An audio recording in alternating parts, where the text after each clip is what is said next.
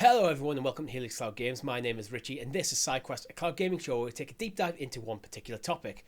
On this week's show we're discussing, does Stadia come under unfair criticism? And this was written to us on our Discord by CubeApple17. Joining me in this quest is the host of the Sounds of Stadia podcast, Mr. Chris. I've been framed. Yes, before we get into it, I am going to apologise for the poor camera work on my part from last week's show. We were in a bit of a rush to get that episode, and I set it when we recorded the podcast, and I don't know what happened between us recording Sounds of Stadia and recording SideQuest, but it was off, and I didn't check, and I only realised myself in the edit, and by then it's way too late to fix it. So apologies. Good quality should be restored from this week. Yeah, those fans of last week's episode, you're probably used to this. Yeah, this version of me. Oh god, and you had your little table in the background. It's my workbench. I've been working away. This little workbench is just it was just completely off. I must have just left the camera unlocked and knocked it or something. Anyway, I'm back. If you haven't already, make sure you subscribe to the channel for high quality shows and hit the bell icon for notifications when our great shows go live, such as the Sounds of Stadia podcast every single Monday on YouTube and podcast services, and our Thursday night live streams.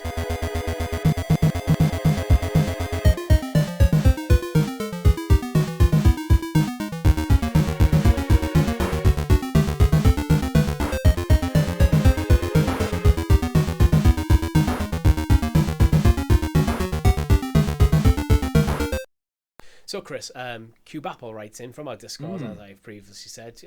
I'm calling him CubeApple because his name is QBAPL17, so he's going to be CubeApple for the sake of this episode. Question I've been thinking about that I'd be curious to hear your thoughts on. Currently Stadia is, rightly so, criticised for missing a large portion of big games as they come out. Conversely, some other platforms don't get the same flack. What are your thoughts? Do we think Stadia's been unfairly criticised? It's obviously a subjective one to take apart because everyone has their own takes on things. Journalists do, websites do, we do as individuals, and you've always got it's impossible to cut out any bias. And at the same time, I think we do need to factor in that a lot of us on social media, we are in these silos of who we follow, what we like. Echo chambers, the communities that we engross ourselves in. It's very hard to feel like it may be overly criticised from the people that you're seeing talk about it. Naturally, are very passionate about the product and they want it to succeed. So for better or for worse, there is criticism that naturally should come with that. If they're doing a job that doesn't meet certain standards set by people, then as long as the criticism is polite and fair, then yes, they're going to come in for some flack. In comparison to others, do I believe they're harshly criticised on some fronts? Yeah, I certainly think they are. I think by the wider video games industry as a whole, they got off to a bad start. The marketing didn't land. But from what we've heard of people who've tested all of the cloud gaming things, we haven't been fortunate enough to test Luna yet, but from friends who we know stateside, people who test GeForce Now and stuff, it's definitely the best performing technology across the board, I think. Not in terms of graphics necessarily, just cloud performance. And it does come in for some harsh criticism, but I think a lot of the criticism doesn't come from the tech, it comes from marketing. And I think a lot of that comes from when you look at what the other players are doing, it's very easy to want to just give Stadia a big shake and just be like, do something! Yeah. Look what they're doing! Sometimes it is just kind of feeling like, do something, say something, especially last year. Last year it was pretty brutal at times. Yeah, they needed a big Will Smith slap to come in and be like, sort something out. But going back to you mentioned Luna, I think Luna is currently in a state where it's been getting pretty much a good pass in the criticism because until recently it had that beta tag. So anyone playing or interacting with Luna, whether through press or whatever, well, fully aware that this isn't the finished product. They're still working on this. That is an expectation. So that beta tag, it's a small thing, but it massively changes the perception of what the platform is and how it works. So I think, yes, Stadia comes under more criticism than Luna, But I think you might start to see the criticism and the way people talk about Luna change if they start doing things more to how Stadia have. Like if Luna isn't getting the big games day and date, or not getting them at all, that's when, well, with Luna as well, it's not even global. So I think that narrative around Luna may change because it's now out. So we shouldn't be looking at Luna as a beta product anymore. This is a released thing. Yeah, as soon as there's more eyes on a product, naturally more criticism comes with that. If you've got millions and millions of followers and you put something out there into the public social ether, you're naturally going to get more people gravitate towards criticism, because negativity is something as humans we seem to thrive off. It's something we love, a bit of controversy. Like looking at Luna is a good comparison, because it probably is the most direct comparison we've got in terms of tech and being new in the industry. Yeah. I always look at their Twitter account and think they've still only got 18.7 thousand followers, which is it's very, very small in terms of actual like social scope. But then, because it's a smaller community, that allows things to rise to the surface from a smaller scale. Even just right now, Ghost Strats is one of the content creators who does Amazon. He does all cloud content. His cover art that he made is now the banner art for Luna's official Twitter channel. And they put it up and they've tagged him in it and said community art by Ghost Strats. That's such a cool thing to do. Yeah. And naturally, people then go, why the hell haven't Stadia done anything like that? I think... And that's where the comparisons, I think come in. On a fundamental level, Amazon seem to get the gaming industry a bit more than Google have at times. Because Google sometimes feel like... At times they've got, oh yeah, we're more just a conglomerate of small companies, these that almost like these indie teams. But other times they're insanely corporate. Mm-hmm. Like, you can't blink without them approving it, sort of stuff. So it's like... I don't think they'd ever use community banner art because they'd have to go through a lot of layers of approval for Google to get to do something as simple as that. Where Amazon are probably just a bit more chill about stuff like that. It's weird saying Amazon's chill because they're an absolute titan of like business. Yeah, and, they've done some dodgy shit. They come with a whole bag of issues, just like Google does, just like Microsoft does. Like they're all obviously not beholden to the rules necessarily. There's a lot of stories about Amazon that make you go, "Come on, guys! Like richest company in the world, do better." There's no excuse, but so I don't want to be. I'm not here evangelizing Amazon. But like, this is where criticism obviously comes in. It's all subjective, because at the same time, I could look at the Twitter banner art and go, why the hell, surely they have a proper design team who should do a professional banner. And obviously no discredit, I think the banner looks fantastic, not saying it doesn't look professional. But when we talk about criticism, it can just come from anywhere. And someone could be like, well, why they use the community banner? Can't they make their own? So see what I mean? You can fabricate something out of nothing, absolutely nothing. But I think Amazon could easily commission someone on their team to go make us a new banner. Yeah. But by using some community art, it's a way of another level of engagement with the community. And I would not be surprised if Amazon have been watching Google and seeing all the missteps and going, okay, the community over at Google Stadia haven't liked things when Google have kind of took a step back, kept radio silent on things and last minute drops. So we're going to make sure we're engaging on a very much more public level. Yeah. And which is things like, we'll use community art. If we this is cool art, let's use it. Let's reward this designer for doing some great work. Yeah. Thank you for supporting us. Like when they probably reached out to whoever did the banner art, I imagine receiving that message on Twitter and going, "Hey, we love your work. Why don't you use it as your banner art?" How it fucking make your day. And it is little things like that bring it to life a little bit. And it's easy to say like, well, why haven't Stadia done that? But at the same time, we had, like, as founders, we had the Founders Hub added to the community page blog post thing. They've not used it in over a year. But there's a concept of a good thing there. They did their play day where the Stadia team played with us and other content creators on Rainbow Six Siege. So it's all swings and roundabouts sometimes with criticism. And I think the problem at the moment is Stadia was the front runner for a brand new cloud tech platform. And sometimes being the trailblazer, doing it first, it naturally means you're going to take... If you're the snowplow at the front of the tractor, you're going to take the brunt of everything. The front of the iceberg, whatever it may be. And everyone else kind of hides behind you and goes, oh, the path is now clear. Let's just stroll along steadily, enjoying the fruits of other people's labour. I think it as well. It comes back to how Google's tried to sell Stadia right from the beginning. Because back at that GDC talk, we had Phil Harrison going 4K 60. We can do it through the cloud. We've got our eyes on 8K. Yeah. So Google, right from out the gate, are pitching themselves to be up there alongside Microsoft and Sony in their business. So the expectation of someone watching that talk, getting excited about the tech, which we both did, to the point where we decided to make a bloody YouTube channel about it. Who would do such a thing? Yeah. How crazy are you?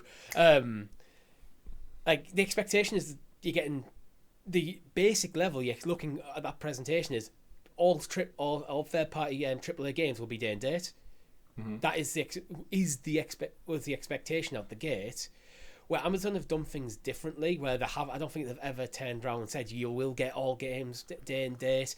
Their business model, which we'll touch on in a sec, is very different to Stadia. In fact, reading back from Cube Apple, my guess as to why this is because of a storefront versus subscription model to compare with the movie industry. No one's mad at Netflix for missing June, but iTunes or Vudu missed it, and I'm sure people will complain. So with Netflix being a subscription model, people are kind of accepting when they don't get everything. But where to a la carte storefront where you could just buy stuff, you expect it to be there. Yeah, and I think this is where some of the unfair criticism came into it early doors, from journalists especially, when Google launched this. Obviously, they immediately defaulted to Google start projects and close them down. Ha ha ha, Google graveyard. That is a thing. Google botched the launch, rolled things back at early doors, and that put all the entire gaming industry press in a very negative point right from the gate. And you've kind of pulled the rug out from your own market, because realistically, the pro model plus being able to buy your titles freely a la carte, that's how the industry works now. That's if you're on a PlayStation, you can buy it, download it, own it, but you don't actually own it because it's virtually. But the difference is PlayStation isn't 6-7 months old. It's not going to go away anytime soon. So your purchase is probably safe. With Google, and similar to Luna, I think Luna gets a bit more of a pass because it's a subscription where you don't actually get anything on a single basis owned. It's just part of the subscription model. You don't lose anything because it's just a library of content and you can always get it back at a later date. And I think this again is where the unfair criticism comes into it, because PlayStation, their entire PS3 library is non-existent. You cannot play Metal Gear Solid on a current PlayStation hardware. And PlayStation do get criticised actually quite a lot by that. But by thousands. But the thing with PlayStation is you can still go find yourself a PlayStation 3 if you look hard enough. You can still buy these games, you can still access these experiences. So people who really want that can still get it. And PlayStation have got decades now of goodwill in terms of bringing out awesome games and being basically one of the key pillars of the gaming industry. Same with Microsoft. So when things aren't coming to xCloud isn't the main focus of Microsoft's ecosystem. So if things don't come to xCloud, but you can even still be able to get them on Game Pass, or you can buy them and play them on the system outside of exclusives. So xCloud gets a bit more of a pass because no one's looking at that as the main feature of that ecosystem. Where the cloud is that is Stadia. There is no alternative. And that, you're totally right there. That comes back down to what we've always said all along: is it's in the games. Like, the reality is, it's the games you bring are what bring the players. And with Stadia then following that up with closing down their internal studios, that makes them the outlier for me in cloud gaming. Whereas PlayStation, Xbox, Nintendo, and Amazon all have studios currently making games. Amazon just had a smash hit on their hands with New World last summer, I should say, not this summer. I've heard that the player base and that's dwindling. It doesn't matter though, does it? Because it had weeks and weeks of huge positive praise and massive concurrent steam. Obviously not on Luna, but the brand gets that like positive spin on it. Whereas you flip over to Google Stadia and they closed the studios, they didn't speak to anyone for a year, they've missed out on AAA games. Luna's missed out on AAA games as well, but the brand isn't taking such a hit because they're doing these positive things in between the void that's filling the gap of when everyone's about to get pissed and angry. Oh, wait there, they've dropped Couch Play. So Couch Play is quite cool. I like that. Oh, they're about to get angry again. oh wait, free games come with Prime to Prime customers, of which there are 140 million of them. And let's face it, everyone likes getting stuff delivered the next day. It's awesome when it shows up. Google doesn't have that counterpart to kind of like rebalance the scales when they need to. They don't have an ace in the hole to say, oh, never mind, because they haven't utilised it yet. We've said many times on this show alone, YouTube integration, YouTube Premium, Google Home Premium, there's so many things they could reach out and integrate, and they just sit in silence. And I think silence just proliferates criticism, because if you're not shouting from your own corner, defending your own case, it's just going to invite it, because people like to beat on people who are down, right? Yeah. So well, if you're not going to defend yourself, then no one's going to defend you. The thing is, I think there's a lot of people out there who, well, thing is, if you're a journalist, part of journalism, unfortunately, it is a business. They need to make money. What's going to sell? So you sell a narrative. Mm-hmm. We've always tried in our criticism is to be objective on the individual story. So we've had entire shows where we've went from one story, we've absolutely tore Google apart, and then the next story completely defended them because of unfair criticism. Like, we're well, such flip-floppers. Well, it's not flip-flopping. It's just looking at in this story you deserve to get a kicking. In this you're getting a kicking, but it's undeserved. Yeah. So we've always tried to be objective like that. Don't know. I've lost my train of thought there. I think as well, there's something to be said with Luna. The kind of smoothing the wheel, greasing the wheels with some content creators, because they've done things like sponsored streams with people like IGN, like Kind of Funny, which gets them involved in that Luna ecosystem. You get working with people at Amazon and go, oh, they're canny guys, and it does kind of. Not a straight. I'm not saying there's no like integrity in these places or anything, but they'll look slightly more favourably on it because they're willing to work together. Yeah. I mean, that's the whole Google influencing shtick, right? That is the whole shtick from it. Is you don't intend to. You start off as a passion, but then you want to work with these people. Like, no shadow of a doubt, if Google approached us and said, "Do you want to do a sponsored stream with us?" 100%, we do it for free. If they want to pay us, even better. However, we're not big enough to really merit that. But you mentioned it there, Richie. I'm no doubt a massive Kind of Funny fan. I'm a patron over there. I've been watching their content for years. I love the stuff they put out, and it hurts me so much when I watch them do. They shit all over Stadia. They laugh at it. They constantly make jokes about its performance, its games. When a title does come, it's is that still a thing? Ha ha ha. Yeah. When the Dream was sold initially, Greg, one of like the main hosts and stuff, he did a lot of commuting, and his dream was to play the games on the cloud on the move. He didn't want to lug his console around. And to give Stadia so much criticism, unfairly or not so unfairly so, but then do a sponsored Amazon Luna stream where they rave about Luna Couch, the variety of titles and how well it streams. Yeah. It's the same tech, and I'm just sat there watching going, oh man. I can imagine from Kind of Funny's perspective, when a new story conot up, they're only hearing about the negative stuff out Stadia. Because that's the stuff that tends to make the news. Yeah. But they're not involved in I don't think there's any single one of them actually plays Stadia at all.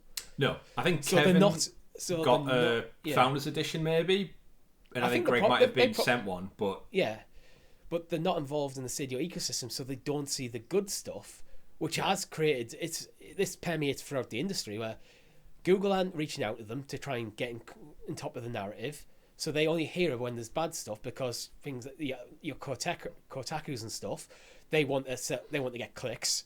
The negativity, unfortunately, it's just human psychology, does get more clicks than positivity. It sucks, but it is reality.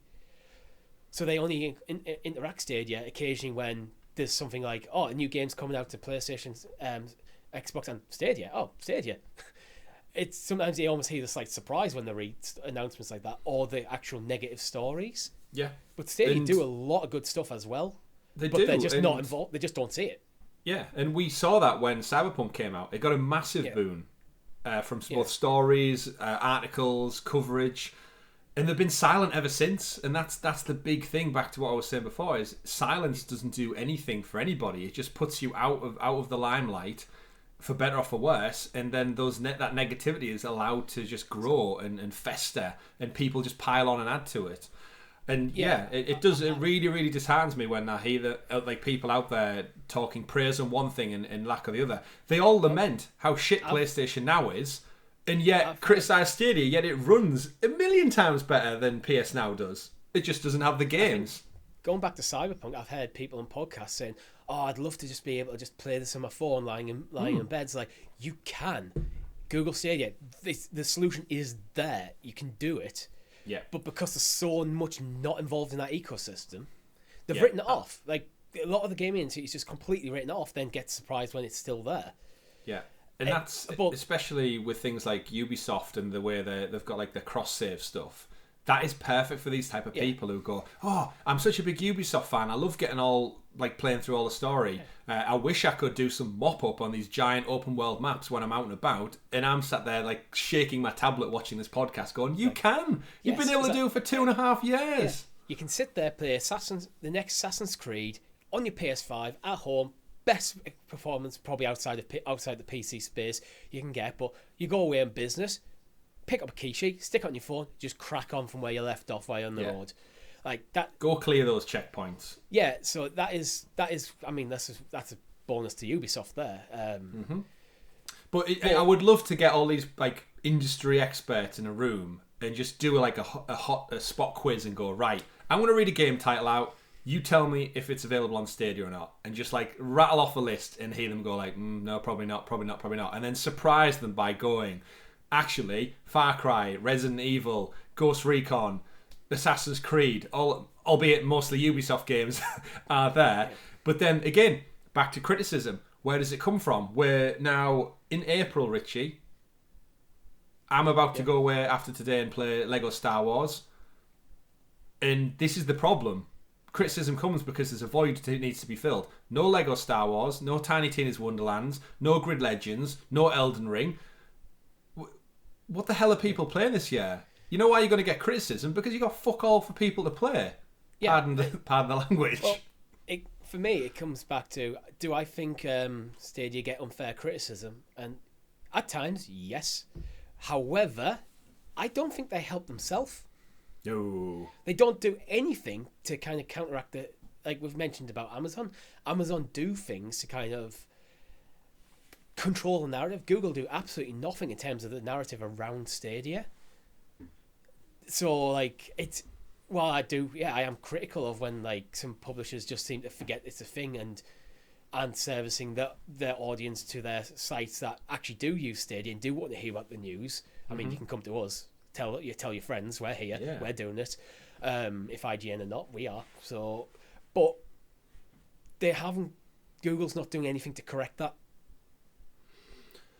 No, then the big games aren't coming, which means they're just not. You're not seeing that Stadia name on the list of platforms. So when they're reading it on podcasts and shows or just in like writing up articles about a new game launch and they're not seeing the name Stadia there. They're just not talking about it. You forget about it. And again, we keep making the comparison to Luna, and I'm sure we're showing some bias to some degree for Luna, even though we haven't actually tested it out ourselves. I can't play Luna. Yeah, we physically can't, but we only hear what we see on social media as well. But what we do see, Richie, is a presence. And they were at the Game Awards. They had sponsor segments. They're all over Twitch. Amazon, you can play games direct through Twitch. Can't do that through YouTube quite yet in the way we were told. I hear more just naturally about Luna, a service which was until recently in beta that isn't even in the UK, than I do about Stadia, which has been out for 2 years and I've actually been using it. Which is we actively go out every week for the Sound Stadia podcast to find the stories. We don't. It's rare I encounter them naturally. Apart from, I say that, but my social medias are kind of geared to find that stuff. I follow a lot of like Google Stadia focused stuff on Twitter and on Facebook. And even our Discord's a great source for stories sometimes. It really is. You guys find it for us. Yeah, tag us in stuff if you see it. But again, it's just to go back to like your presence is what you were saying there, like stuff that naturally circulates and the social aspect of marketing and getting your name out there. Again, you're right. I see Luna stories naturally, and yet they've got 18,000 followers. Stadia's on 259, and yet. And you know what? Back to bring it full circle, I guess back to the banner. Could you take a hazard guess to what Stadia's banner is currently on the Twitter? Oh, I can't. I'm guessing it's been the same banner for a couple of years now. No, not a couple of years. Although it's a bit out of date. It's currently the celebrating 2 years together anniversary banner. That was in November last year. It's now April, folks. So again, it's just little things like that which. Obviously, we're focusing on that because the Luna one is literally, as of this week, just been changed to promote someone in the community who's made some fantastic fan art. But it's those little seeds that add up to create a problem. And the lack of games, that banner art right now should be Lego Star Wars all over it. Come play Lego Star Wars, click to play with the whole family on any device using the power of Google Stadia. And yet, we're talking about Aftermath not having crossplay. We're talking about Deliver Us the Moon not arriving. And big AAA games are nowhere in sight. And you wonder where the problem comes from and where the criticism stems from. Yeah, again, I think the one last point I wanted to get to on the show is with the obvious, again, reading from Quabapple 17, with the obvious tightening of Stadia budget, do you think refocusing as much as possible on the Pro sub-service is a good idea in the short term, at least to diminish the backlash at missing big games day and date? I don't think it fixes it, to be honest. No, I think the whole thing needs a shake-up. I don't know whether they just commit. I don't think, no matter what you do with Stadia Pro, I don't think it can counterbalance missing. I mean, the big AAA games are such because people want to play them. In the end of the day, these are the most popular games in the world. So if you're not getting them, people aren't going to be interested in your platform. And no matter what you do with Stadia Pro, please improve the service, keep improving it. I am a Stadia Pro member. I have been since launch. I fully intend to continue. But it doesn't fix the problem. Yeah, it doesn't help really grow the platform that much. But what does is games. Yeah. Games. We spent a whole episode last week talking about PlayStation Now being folded into PlayStation Plus and Sony rebranding their monthly subscription offering. And what are they bringing to the table with cloud gaming? 740 plus games from a catalogue that goes back decades. Now, we know Google doesn't have that. We can't criticise them for that. But what we can criticise them for is not getting the games. They closed the studios down. We know that. Their money was supposed to be reinvested in bringing third-party across. And here we are in April and we're missing 6 of the biggest third-party games of the year.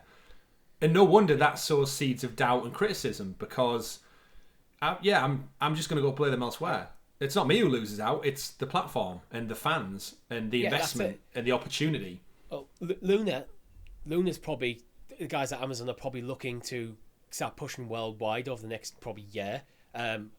Microsoft have been full on in cloud for a little while now and are building next cloud. Sony are revamping their PlayStation Plus service to get more people involved, and push cloud. I mean, Sony's solution to the compatibility issues with PS3 in terms of backwards compatibility is to push them into the cloud. Mm-hmm. So Sony are starting to really ramp up the cloud. Nintendo have got games like Control running through the cloud. So what's Google doing with Stadia? And all we've heard is that industry.biz article, Business Insider, one of the two, that basically said they're winding down to 20-30% capacity. Yeah. And the games that have came out this year kind of prove that.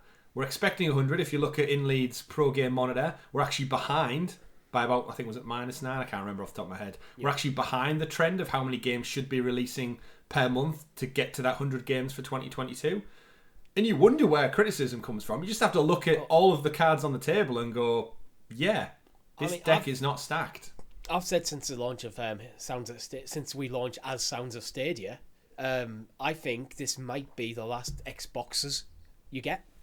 I think Microsoft see an entirely cloud-based future where you're probably just going to get a dongle akin to like a Fire Stick or something to stick into your TV. So it's entirely possible in a couple of years that where Stadia was the first out of the gate, we are the cloud gaming platform, that they're now just one of the cloud gaming platforms, and in terms of game library, probably potentially the weakest. Yeah. Which means why, if you're looking into cloud gaming, why Stadia?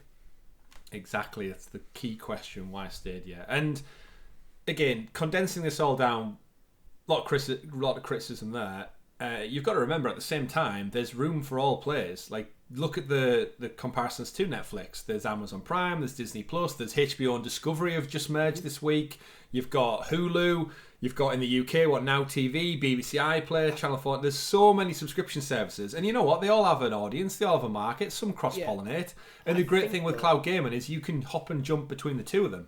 If I was in America now, I could play Luna this month, and then I could go play Stadia one month.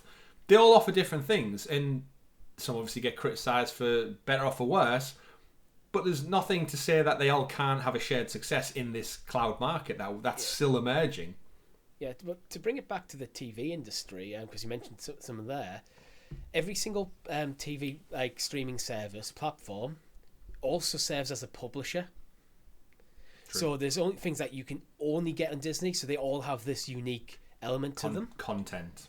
They have unique content, and it's understood because Disney's the publisher. So if you want to watch Disney stuff, you have to go to Disney Plus. That is just understood. Stadia don't have unique content. So barring a few indie titles. Barring a few indie titles, but once we hit that critical mass of the other platforms, Google really need to start getting it. So to bring it full circle, to go back to the top of the show, is does Stadia come under unfair criticism? I think the answer is yes, but ultimately they don't help themselves. What are your thoughts, Chris? I do think they come under unfair criticism, but at the same time, some of the criticism they get is very much deserved. And the only person, people, collective, business, conglomerate can fix that is themselves. We're not going to do it. No, journalists clearly aren't going to do it. The publishers out there aren't going to do it. I like to think that our criticism of Google is always fair and justified and backed, and we always try to. It's why I don't tweet a lot of takes on Twitter, because I don't like that platform. I have a podcast where I can actually explain where my criticism is coming from. And if people disagree me, they're free to in the comments, and we can have a talk about it. It's cool. Yeah, give us some unfair criticism in the comments below. I don't like your face. Not that harsh. That's bullying. I'll move you. I'll move you off camera again. I'll do it. Sorry, I'll sit over here. But that's all we have time for you this week. If you like the video, hit the like button. Consider becoming a member as little as 99p, where you can get early access to this very show. If you've got an idea for a topic like Cub Apple 17 did, you can head over to our Discord or let us know in the comments. If you don't like Chris's face, let us know in the comments as well. And let us also, do you think, I want to know from everyone, do you think the criticism's fair or not? With that, thank you very much for watching. I've been Richie. I've been Chris. Quest completed.